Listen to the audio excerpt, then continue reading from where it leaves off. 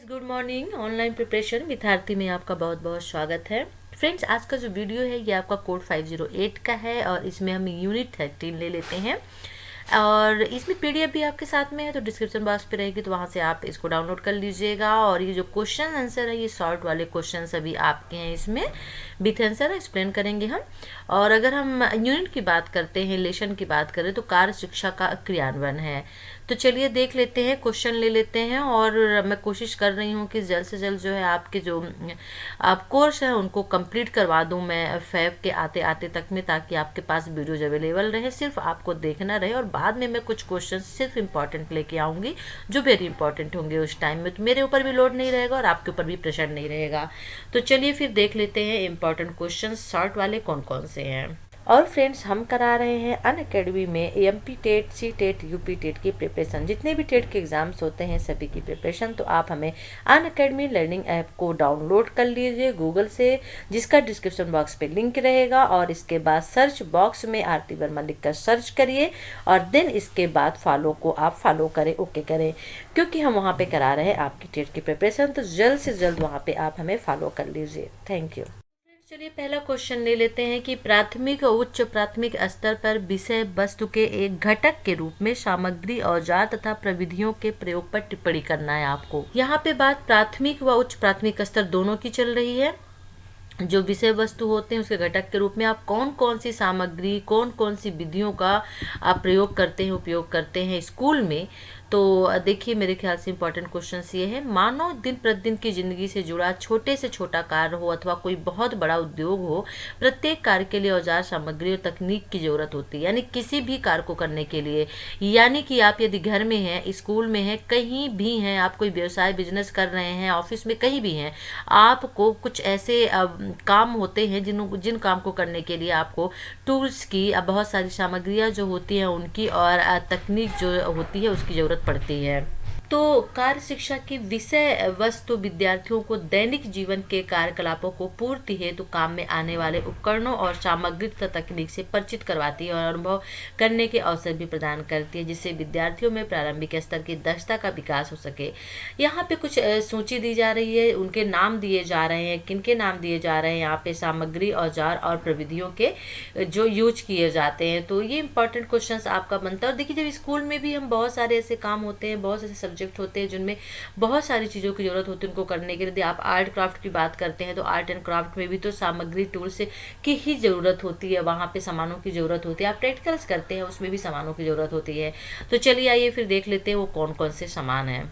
तो यहाँ पे पहला ले लेते हैं, फर्स्ट है कि खेलने की विविध सामग्रियों से परिचय हो जाता है।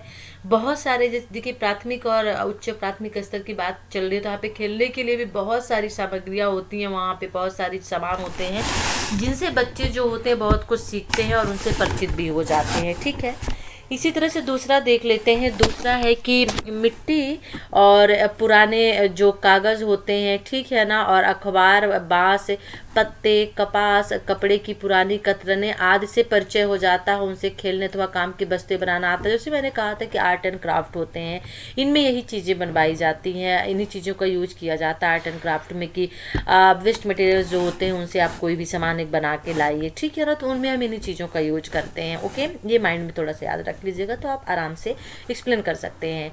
रसोई घर तथा घर में उपयोग आने वाले उपकरणों से परिचय, क्षमता अनुसार उनका उपयोग जानना, उपयोग करना। अब रसोई घर में जनरली हम लोग सीजर्स जो है, चाकू है ना, कैंची है, इस तरह की बहुत सारी चीज़ें जो होते हैं हम यूज करते हैं। टूल्स ही तो हैं, सामान ही तो हैं, तो इनसे भी बच्चे परिचित हो जाते हैं और जानने लगते हैं किनका उपयोग किन चीज़ों में होता है। सफाई और कपड़ों की धुलाई से काम आने वाले उपकरण और सामग्री से थपकी, ब्रश मशीन, बाल्टी, साबुन, डिटर्जेंट पाउडर आदि से परिचय हो जाते हैं। तो ये सब चीज़ें बच्चे देखते हैं, यूज भी करते हैं और वो जानने भी लगते हैं किनका जो यूज होता है किन चीज़ों में होता है। अब नेक्स्ट देख लेते हैं, और अगला है कि पुष्प सज्जा, फूल पत्तों की माला गूंथना, गुलदस्ते बनाना आदि वगैरह। भिन्न भिन्न धातुओं की पहचान और उनका कहाँ कहाँ उपयोग होता है इसकी भी जानकारी रखना। सभी चीज़ें जो बच्चे जानने और पहचानने लगते हैं। कलात्मक वस्तुएं तैयार करते हैं, ड्राइंग करने से जुड़ी वस्तुएं, उपकरण होते हैं, पेंसिल होता है, इरेजर होता है, कलरिंग सेट वगैरह जो होते हैं। कलर्स बहुत तरह के होते हैं, तो बच्चे उनको जानने लगते हैं किस ड्राइंग में किस कलर की ज़रूरत होती है ना, स्केचिंग कलर, क्रियॉन्स कलर, बहुत सारे कलर्स होते हैं वाटर कलर, तो बच्चे उनको पहचानने लगते हैं। ओके, तो ये हमारा पहला क्वेश्चन था। अब हम दूसरा क्वेश्चन यहाँ पे ले लेते हैं। हमारा दूसरा क्वेश्चन है वो है कार अभ्यास पर आपको टिप्पणी लिखनी है। कार अभ्यास क्या है? तो देखिए यहाँ पे कार अभ्यास से तात्पर्य है कि स्वयं कार्य करके अनुभव लेना, काम को सीखना। कार्य यानी करना और अभ्यास का मतलब क्या होता है? सीखना, ठीक है ना। तो किसी चीज़ का हम अभ्यास किस लिए करते हैं? सीखने के लिए, और सीखने से हमें क्या मिलता है? अनुभव मिलता है। तो किसी कार्य को करना और यानी कि स्वयं करना या करना और उससे अनुभव लेना, काम को सीखना ही कार्य अभ्यास होता है। और इस तरह से बच्चे को न केवल व्यापक जानकारी हासिल करने के मौके प्राप्त होते हैं, बल्कि ऐसी परिस्थितियों में काम करने के मौके भी मिलते हैं जहां वह बहुत कुछ सीख सके, सीखने का रस ले सके, अपनी शंकाओं का समाधान कर सके, अपनी जिज्ञासाओं को शांत कर सके और घर, परिवार, विद्यालय, समुदाय की विभिन्न कार्य परिस्थितियों की जानकारी ले सके। देखिए एक एग्जाम्पल मैं यहाँ पे देती हूँ। आपने देखा होगा कि आपके घर में छोटे बच्चे होंगे, सिस्टर होंगे, ब्रदर्स होंगे। खासतौर पर सिस्टर की मैं बात करूँ, अगर वो 7th 8th क्लास में होती हैं, 6th क्लास में, तो उन्हें बहुत जिज्ञासा होती है। आप किचन में जा रहे हैं कॉफ़ी चाय बनाने, तो आपसे जिद करने लगते हैं कि मुझे भी सीखना है, गैस कैसे जलती है मुझे भी जानना है, मुझे भी चाय बनानी है। ये क्या होती है? एक जिज्ञासा होती है। बच्चे जानना चाहते हैं कि ये चीज़ किस तरह से बनती है, और बहुत से बच्चे 6th क्लास में आते आते चीज़ सीख भी लेते हैं और जान भी लेते हैं। तो ये होता है धीरे धीरे जब वो देखते हैं आपको करते हुए, आप उन्हें सिखाते हैं, डेली बताते हैं, और एक टाइम ऐसा आता है कि बिल्कुल उसमें क्या हो जाते हैं? परफेक्ट हो जाते हैं। ठीक है। कार्य अभ्यास के लिए दी जाने वाली क्रियाएं इस प्रकार की हों जिनके द्वारा बच्चों में आत्मविश्वास व निर्भरता जैसे गुण पनप सकें। ठीक है, यानी कि उनमें ये नहीं कि एक बोझपन हो या बहुत कठिन कार्य आपने उनको दे दिया, उनकी इच्छा नहीं हो रही तब भी उनको करना, ऐसा नहीं है। उनमें कॉन्फिडेंस आना चाहिए उस चीज़ से, उनमें खुशी आनी चाहिए। स्वच्छ वातावरण सौंदर्यीकरण कार्यक्रम से जुड़ने का मौका मिलना चाहिए, है ना। जैसे कि जनरली बहुत ही साफ़ सफाई वाले काम से होते हैं, और हमारे आसपास में बगीचे होते हैं, पार्क होते हैं, वहाँ पे हम लोग एक कमेटी जो होती है वो सफाई करवाती है, उससे भी बच्चों को जोड़ना चाहिए। बहुत कुछ बच्चे उससे सीखते हैं।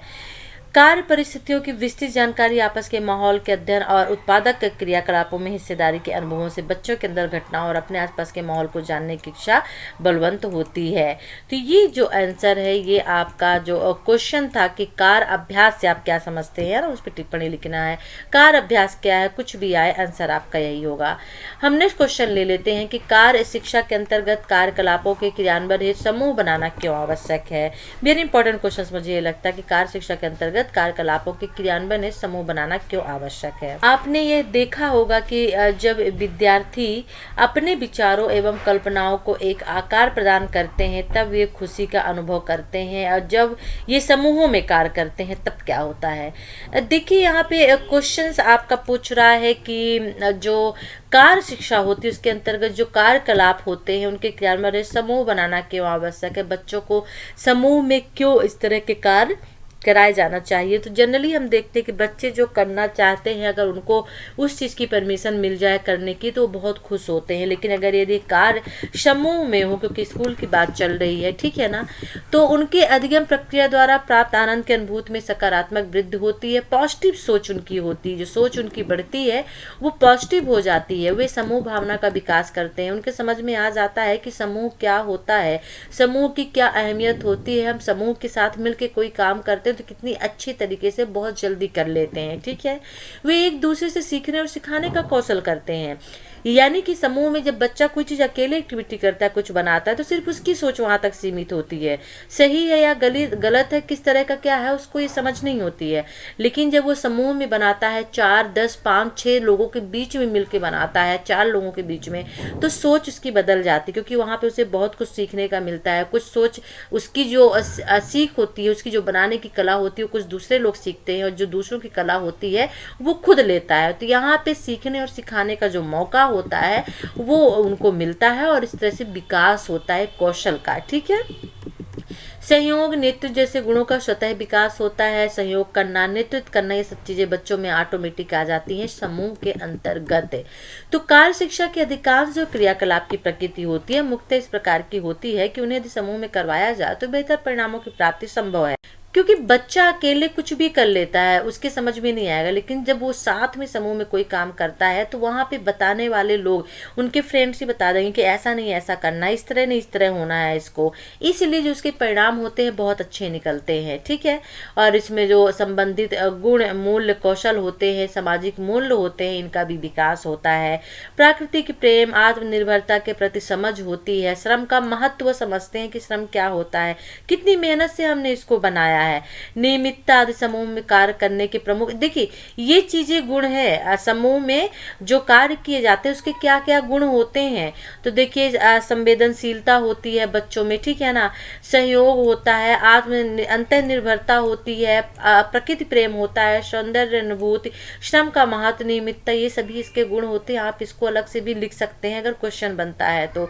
समूहों में काम करने से एक साझी संस्कृति का माहौल भी विकसित होता है। साझी संस्कृति का मतलब होता है बहुत सारी संस्कृति आपस में जब मिलके किसी काम को करती हैं, ठीक है, तो मिक्सअप सा हो जाता है वो। और यहाँ पे सकारात्मक पक्ष तभी उभर सकते हैं जब आपने योजनाबद्ध तरीके से विद्यार्थियों के समूहों का निर्माण किया हो। ये सभी चीजें जो ऊपर हम पढ़ के आ रहे हैं वो तभी हो सकती हैं जब योजनाबद्ध प्लानिंग के तहत बच्चों को समूह में बांटा गया हो, ठीक है ना। अब यहाँ पे देख लेते हैं दूसरा क्वेश्चन जो क्रिएट हो रहा है कि समूह निर्माण हेतु आप कुछ विशेष बिंदुओं को ध्यान में रखना चाहिए। समूह निर्माण हेतु किन विशेष बिंदुओं को ध्यान में रखना चाहिए, वो कौन कौन से बिंदु हैं, तो चलिए आइए देख लेते हैं। यहाँ पे पहला है यहाँ पे कि क्या आप एक ही कक्षा के भिन्न भिन्न समूह बना रहे हैं या 2-3 कक्षाओं को मिलाकर विद्यार्थियों के समूह बना रहे हैं। यहाँ पे 2 क्वेश्चन देखिए इससे निकल रहे हैं। सबसे पहली बात कि एक ही कक्षा में मान लीजिए 30 के समथिंग स्टूडेंट है, तो क्या आप एक ही कक्षा के सभी बच्चों को लेकर समूह में आपने बांट दिया, या फिर 6th क्लास है और 6th क्लास के जितने बच्चे सबको आपने अलग समूह में कर दिया, या फिर 6, 7, 8 क्लास को आपने ले लिया और इन सभी क्लास के बच्चों को लेकर आपने समूह बनाए। 2 चीजें इससे सामने निकल के आती है, ठीक है। तो कार्यकलाप विशेष के उद्देश्यों को दृष्टिगत करते हैं, दोनों ही स्थितियां आपके सामने होंगी। कुछ कार्यकलापों के लिए आप कक्षा अनुसार समूह बनाएंगे, क्योंकि यदि आप कोई विशेष पर्टिकुलर एक्टिविटी क्लास के माध्यम से कर रहे हैं, सब्जेक्ट के हिसाब से कर रहे हैं, तो आपको क्लास के हिसाब से ही समूह बनाना होगा, ठीक है ना। और कुछ जो कार्यकलाप के लिए भिन्न भिन्न कक्षाओं के मिले जुले समूह होते हैं। कुछ ऐसे एक्टिविटीज़ होती हैं जो पूरे स्कूल के ऊपर डिपेंड होती है, कोई फंक्शन होता है, कुछ कार्यक्रम होता है, तो उसमें फिर क्लास नहीं देखी जाती है, उसमें आप 2 या 3 या 4 क्लासों को मिक्स करके जो बच्चे हैं उनको लेके आप समूह बना सकते हैं। जैसे बाल सभा हो गई, प्रातःकालीन सभा के लिए आयोजन हो गए, और सभी कक्षाओं के विद्यार्थियों की भागीदारी, दोनों स्थितियों में आप विचार कर सकते हैं। 2 तरह के समूह, यानी समूह कितने तरह के बनाए जा सकते हैं, तो 2 तरह के समूह स्कूल में बनाए जा सकते हैं। तो सह शिक्षा होने पर मिला जुला समूह बनाए जा सकते हैं। शारीरिक चुनौती वाली बच्चों का पृथक समूह न बनाकर और बच्चों के समूह के साथ जोड़ दिया जाए, क्योंकि उन्हें अगर आप पृथक कर देंगे, हैंडीकैप कोई बच्चा है, ठीक है ना, फिजिकली कोई बच्चा ऐसा है, आप उन्हें अलग कर देंगे तो उसे फील होगा। बच्चों को फील नहीं कराना है, बल्कि जो और बच्चे हैं, सामान्य बच्चे, उनके साथ जोड़ के रखना है, उनके साथ उनको जोड़ना है, ठीक है। अब हम नेक्स्ट क्वेश्चन ले लेते हैं। अगला क्वेश्चन ले लेते हैं कि विद्यार्थियों के समूह बनाते समय किन मुख्य बातों का ध्यान रखना अनिवार्य। देखिए जो मैंने कहा था अभी जस्ट हम ऊपर पढ़ के आए हैं कि विद्यार्थियों के समूह बनाते समय किन मुख्य बातों का ध्यान रखना जरूरी है। और ये देखिए यहाँ पे ये है कि विद्यार्थियों के समूह निर्माण हेतु तो कुछ विशेष बिंदु को ध्यान में रखना जरूरी है। और देखिए यहाँ पे एक अलग क्वेश्चन कर ही दिया गया है, तो इसमें आंसर आपका वही होगा। फिर भी देख लेते हैं यहाँ पे कि जो सभी कुशाग्र और तीव्र गति से सीखने वाले बच्चों को एक साथ ना रखे। कहने का तात्पर्य है कि मंद गति से सीखने वाले बच्चों और मेधावी बच्चों का मिला जुला समूह बनाएं, और ऐसे बच्चों समूहों के निर्माण से आपका उत्तरदायित्व आरंभ में कुछ बढ़ जाएगा। आपको सतत रूप से इस बात का अवलोकन करना है कि मेधावी, अधिक व्यय वाले, तीव्र गति से सीखने की क्षमता रखने वाले बच्चे दूसरे बच्चों को दबाएं नहीं। यदि आप ऐसे बच्चों का समूह बनाते हैं जिसमें कुछ बच्चे मंद गति से धीरे सीखते हैं, कुछ बच्चे बहुत तेज सीखते हैं, बहुत जल्दी किसी चीज को कैच कर लेते हैं, तो उसमें से जल्दी सीखने वाले बच्चे क्या होते हैं कि जल्दबाजी करते हैं, हमने सीख लिया, हमारा हो गया, आगे बढ़े आगे बढ़े। और इस तरह से जो कम बच्चे सीखते हैं, कम टाइम में सीखते हैं, धीरे धीरे सीखते हैं, वो बच्चे जो होते हैं क्या हो जाते हैं, ग्रस्त हो जाते हैं। तो उन बच्चों को दबाना नहीं है, बल्कि उनकी प्रतिभा को निखारना है, उनकी बराबर की भागीदारी लें, उन्हें भी निर्णय लेने के अवसर दें, उनके निर्णय व सुझावों को सुना जाए, समझा जाए और आवश्यकता अनुसार क्रियान्वयन भी किया जाए।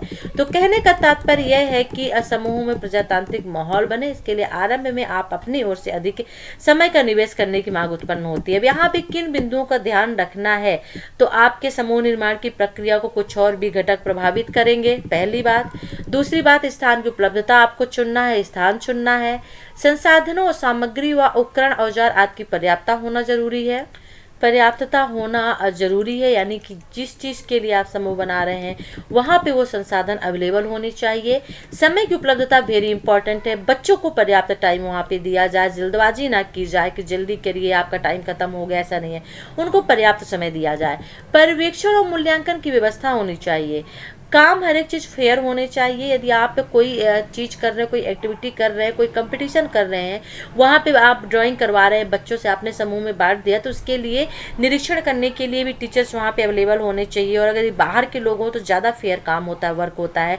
मूल्यांकन जो है, क्योंकि उसके बाद आप उसको चेक भी करेंगे तो वो भी बाहर के लोगों से ही करवाना चाहिए, तो इसकी व्यवस्था आपको पहले से करनी होगी। विद्यार्थियों की संख्या कितनी है, इस चीज़ का भी ध्यान रखना चाहिए कि बहुत ज़्यादा संख्या ना हो जाए कि पूरा जो सिस्टमेटिक तरीके से होता है काम वो ना हो पाए, अव्यवस्थित ना हो जाए, इसलिए हर एक काम व्यवस्थित होना चाहिए। तो यहाँ पे विद्यार्थियों की संख्या भी मायने रखती है। कार्यकलाप की प्रकृति एवं निहित उद्देश्य होने चाहिए। अनेक बार विद्यार्थियों की रुचि, पूर्व अर्जित ज्ञान व प्रारंभिक प्रवेश व्यवहार को भी ध्यान में रखकर समूह निर्माण किया जाता है। ओके, तो यहाँ पे थोड़ा सा देख लेते हैं कि जो कार्यकलाप करना होता है वो पहले से ही जुड़ा होता है, प्रकृति से जुड़ा होता है, पूर्व ज्ञान से और समझ से है। बहुत से ऐसे बच्चे होते हैं जिनको घर में ऐसा वातावरण मिल जाता है, इच्छा अनुसार उनकी बहुत सारी जो मांगे होती हैं पूरी हो जाती हैं, या फिर दैनिक कार्यकलापों में एक निश्चित भूमिका निभानी होती है। तो अपनी कक्षा में कुछ बच्चों को ऐसे भी होंगे जिनके घर में कार्यकलापों में भाग लेने के अवसर ना मिलते हों, घर में नहीं कर पाते हैं, या उनके जो पेरेंट्स होते हैं उनकी मांग को, उनकी डिमांड को पूरा नहीं कर पाते, तो ऐसे बच्चों को भी वहाँ पे मौका देना चाहिए, ठीक है ना। और दोनों प्रकार के बच्चों के प्रारंभिक व्यवहार के स्तर में विभिन्नता होगी। एक को प्रदत्त कार्यकलाप से जुड़े ज्ञान होंगे, दूसरे को अनुभव ही नहीं होगा। यानी एक व्यक्ति जो पहले से इस चीज में पारंगत है, परफेक्ट है, वो काम वो घर में कर रहा है, लेकिन एक बच्चा ऐसा होगा जिसके बारे में इसकी नॉलेज ही नहीं है, उसको पता ही नहीं है क्या चीज होता है। तो उन दोनों को मिला के आपको समूह बनाना है, ठीक है ना। इसे हम मिला जुला मिश्रित समूह हम कह सकते हैं, ठीक है। क्योंकि एक बच्चा जिसको अच्छा नॉलेज है वो उस चीज को तो कर ही रहा है, पता ही है, लेकिन जिस बच्चे को नॉलेज नहीं है उस बच्चे को भी आप इस समूह में रखिए। जिसको नॉलेज है वो बच्चा बताएगा किसको किस तरह से करना है। अगर आपने एक समूह बना दिया और जिसमें बिना नॉलेज वाले बच्चे आ गए तो उन्हें पता ही नहीं क्या करना है, कैसे करना है। तो समूह को बनाते हुए भी इस चीज का भी ध्यान रखना जरूरी है। तो बहुश्रेणीय मिश्रित योग्यता वाले बच्चों को लेकर समूह बनाने से आपका उत्तरदायित्व किस स्तर पर कितना बढ़ जाएगा, तो यही आपको इसमें लिखना है। समूह बनाते वक्त यही चीजें आपको ध्यान में रखनी है। जैसे पिछड़े समूह की कार्यप्रणाली, आपके पास आधार क्या होंगे, किस आधार पे आप ये समूह बनाएंगे, नई परिस्थितियां, कार्यकलाप की प्रकृति में बदलाव और आपके द्वारा नवाचार करने की चेष्टा। अब हम अगला क्वेश्चन ले लेते हैं, और हमारा अगला क्वेश्चन है कि कार्य शिक्षा संबंधी गतिविधियों के संचालन हेतु स्थान का चयन करते समय किन बातों को ध्यान में रखेंगे। वेरी इंपॉर्टेंट क्वेश्चन ये है।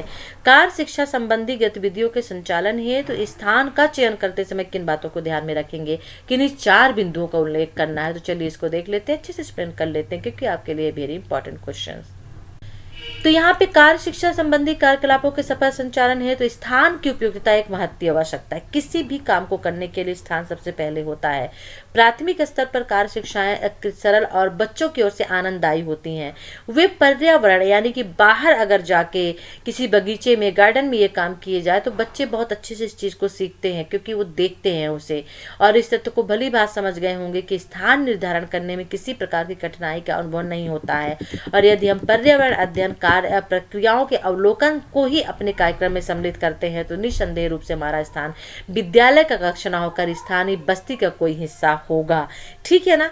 तो यहाँ पे जब हम बात चल रही है कार्य शिक्षा संबंधी गतिविधि का संचालन करने के लिए और स्थान की बात चल रही है, लेकिन पर्यावरण की बात चल रही है, तो वो कक्षा ना होकर कहाँ पे होगा, बाहर का एक परिवेश होगा जो हमें लेना होगा। बच्चों को कार्य योजना के लिए, भ्रमण के लिए कहाँ कहाँ ले जा सकते हैं, चलिए देख लेते हैं। यहाँ पे हम देख लेते हैं। सबसे पहले हम यहाँ पे ले लेते हैं, आपका सार्वजनिक नल होना जरूरी है पानी के लिए। कुम्हार का कार्यस्थल भी हो सकता है, मोची का कार्यस्थल भी हो सकता है, सब्जी विक्रेता की दुकान, रेहड़ी भी, दर्जी की दुकान, डाक बैंक, राशन की दुकान, फल संरक्षण केंद्र, स्वास्थ्य सामुदायिक केंद्र और बस्ती विकास केंद्र, प्रौढ़ शिक्षा, अनौपचारिक शिक्षा केंद्र। पार्क, खेत, बाग बगीचे, क्यारियाँ भी हो सकती हैं, ठीक है ना। और अपना बाजार, सुपर बाजार, लघु कुटीर, साप्ताहिक बाजार, समय समय पर लगने वाले मेले आदि। अब यहाँ पे हम देखते हैं कि स्थान के संदर्भ में कुछ महत्वपूर्ण बिंदुओं का ध्यान रखना आवश्यक है। यदि हम स्थान की बात करते हैं तो स्थान के संदर्भ में किन वस्तुओं का ध्यान रखना आवश्यक है जहाँ पे आप कार्य आयोजन कर रहे हैं, क्रियाकलाप कर रहे हैं। तो सबसे पहली बात है, कार्यस्थल की विद्यालय से दूरी। वेरी इंपॉर्टेंट ये है कि जहाँ पे ये काम हो रहा है उसकी विद्यालय से दूरी कितनी होनी चाहिए। तो यदि कार्यस्थल विद्यालय से बहुत दूर है तो आने जाने में ही समय शक्ति दोनों का ही अपव्यय होगा, इसलिए कम दूरी वाले कार्यस्थलों को प्राथमिकता दें। यानी आपने जो स्थान चूज किया है किसी भी कार्य को करने के लिए, क्योंकि स्कूल का कार्य है तो वो स्कूल से पास में होना चाहिए, ताकि कोई भी, क्योंकि वो जो एक कनेक्शन है वो बना रहेगा, स्कूल से कुछ लेना देना, आना जाना, सामान का ले जाना, कुछ ना कुछ। इसलिए वो जो स्थल है वो विद्यालय से दूर नहीं बल्कि पास होना चाहिए, ताकि समय की भी बर्बादी ना हो, ठीक है। फिर दूसरा है आपका भौगोलिक, सामाजिक, पारिस्थितिक। यानी भौगोलिक से यहाँ तात्पर्य मौसम की दशा से लेकर है, एनवायरमेंट को हमें देखना बहुत जरूरी है कि बहुत अधिक ठंड या बहुत अधिक गर्मी या बारिश के दिनों में बच्चों को बाहर के कार्यस्थलों पर ले जाने से बचना होगा। क्यों? क्योंकि बच्चों का स्वास्थ्य सुरक्षा हमारी चिंता की विषय होगी, टीचर की चिंता की विषय होगा। टीचर है उसकी चिंता का विषय होगा कि बच्चे जो है बीमार ना पड़े किसी भी एक्टिविटी को कराते वक्त, इसलिए यहाँ पे इस चीज़ का भी ध्यान रखना जरूरी। तो सामाजिक परिस्थिति से तात्पर्य बस्ती में या कार्यस्थल के आसपास किसी विशेष घटना घटित होना है, राजनैतिक रैलियां, विवाह, धार्मिक, जल से आगजनी इत्यादि। क्योंकि जब हम कोई भी कार्यक्रम करते, देखिए भौगोलिक चीज के अंतर्गत क्या आ गया कि हम क्लाइमेट को देखते हैं, शरद, गर्म, बारिश, इन चीजों को देखते हैं, ठीक है ना, बच्चे बीमार ना पड़े, परेशानी ना हो। और अगर सामाजिक की परिस्थिति की हम बात करते हैं तो सामाजिक परिस्थिति की बात होती है विशेष घटना से। मान लीजिए वहां पे कोई फंक्शंस हो रहा है, रैली हो रही है, कोई मैरिज हो रहा है, कुछ जलसे हो रहे हैं, जुलूस निकल रहे हैं, तो इसका भी प्रभाव इफेक्ट पड़ता है। तो इन चीज़ों से जो है दूर रहना चाहिए और ऐसी जगहों पर भ्रमण की योजना नहीं बनानी चाहिए, ठीक है ना। पिकनिक जो बच्चों को ले जाते हैं ऐसी जगह पे नहीं होनी चाहिए। कोई कार्य आयोजित किया जाता है तो ऐसी जगह पे नहीं होना चाहिए। बच्चों की संख्या जो वेरी इंपॉर्टेंट है कि आपकी योजना में बच्चों की संख्या कितनी होनी चाहिए। तो बच्चों की संख्या को नजरअंदाज हम नहीं कर सकते हैं। कितने बच्चों को आप एक साथ कार्यस्थल का अवलोकन है यानी उस चीज को दिखाने के लिए आप ले जा सकते हैं और इसका निर्णय लेना आवश्यक होगा, क्योंकि आप अकेले ही बच्चों को ले जा रहे हैं। तो यहाँ पे देखिए क्वेश्चंस पहले समझिए कि क्वेश्चन आपसे पूछ क्या रहा है। जनरली स्कूल की तरफ से वन डे का एक कार्यक्रम फिक्स किया जाता है, ठीक है ना, कि आज हम इस जगह पे चलेंगे और यहाँ पे हम बच्चों को सुबह से शाम तक दिखाएंगे, इस चीज को हम समझाएंगे, हाट क्या होता है, बाजार क्या होता है, किसी छोटे से किसी उद्योग में लेके जाएंगे, वहां पे फैक्ट्री में लेके जाएंगे, कौन से सामान किस तरह का बनता है। बहुत सी स्कूलें ऐसी एक्टिविटी करती हैं। तो वो चीज को करते वक्त किन चीजों का ध्यान में रखना जरूरी है, तो इन चीजों का ध्यान में रखना जरूरी है जो अभी हम आपको बता रहे हैं। अच्छा, वो कौन कौन सी चीजें हो सकती हैं, वो कौन कौन सी चीजें हो सकती हैं, तो सार्वजनिक नल, कुमार का स्थल, ये सभी चीजें हैं जहां आप बच्चों को ले जा सकते हैं। ओके, चलिए अब हम ले लेते हैं हमारा जो अगला क्वेश्चन है, हम उसे ले लेते हैं। और हमारा जो अगला क्वेश्चन है वो है कि परिवेश के सौंदर्यीकरण से संबंधित कार्यकलाप क्या क्या है। परिवेश के सौंदर्यीकरण से, ठीक है ना, यानी कि वातावरण के सौंदर्यीकरण से संबंधित कार्यकलाप है। तो उपयोगी वस्तु बनाना, जैसे pen, pencil holder, pin holder, कूड़ादान, पत्र पेटी, हाथ का पंखा बनाना, ये सभी जो होते क्या होते हैं, सौंदर्यीकरण से संबंधित होते हैं। मुखौटे बनाना, तो यहाँ पे मैक्रमे का काम करना, विद्यालय में डिस्प्ले बोर्ड के लिए सामग्री तैयार करना, टूटी चूड़ियाँ किसी और सामग्री के मिट्टी के बर्तनों को सजाना, मिट्टी से खिलौने बनाना, ये सभी चीज़ें जो होते हैं सौंदर्यीकरण के लिए होते हैं। तो उपयोगी वस्तुएं बनाना, सजावट हेतु सामग्री तैयार करना, इसके अंतर्गत क्या क्या है, तो कपड़ों की कतरनों से, पतले रंगीन कागजों से तार, मोती, धागों आदि से मदद से फूल बनाना, मिट्टी के बर्तनों पर सजावट करना, मिट्टी से खिलौने, चिड़िया, जानवरों आदि की आकृति बनाना, सुतली, बान, प्लास्टिक के धागों से सजावटी वस्तुएं बनाना, पुरानी ऊन से मैट आदि बनाना, ये क्या होते हैं, सजावटी जो सामग्री होती हैं वो होते हैं जो तैयार किए जाते हैं, ठीक है, बांस से फूल बनाना आदि। और सामुदायिक सेवा संबंधित जो होते हैं, तो मोहल्ले की सफाई अभियान में भाग लेना, त्योहार आदि उत्सव आने पर समुदाय के लोगों के साथ पार्टिसिपेट करना, काम करना। तो फ्रेंड्स, ये था आज का वीडियो और इस वीडियो में हमने बहुत सारे क्वेश्चंस एक साथ लिए हैं और जिसमें हमने शॉर्ट क्वेश्चंस लिए हैं। जो हमारा नेक्स्ट वीडियो होगा ये इसी के आपका सेकंड पार्ट ही होगा, तो उसका आप वेट करिएगा। और डिस्क्रिप्शन बॉक्स पे पीडीएफ फाइल रहेगी, तो वहाँ से आप डाउनलोड कर लीजिएगा। ये वीडियो कैसा लगा ज़रूर बताइएगा। वीडियो को लाइक करिए, शेयर ज़्यादा से ज़्यादा करिएगा। चैनल को सब्सक्राइब नहीं किया, सब्सक्राइब कर लीजिए। नेक्स्ट वीडियो न्यू इन्फॉर्मेशन के साथ हम आपसे फिर मिलते हैं, तब तक के लिए टेक केयर।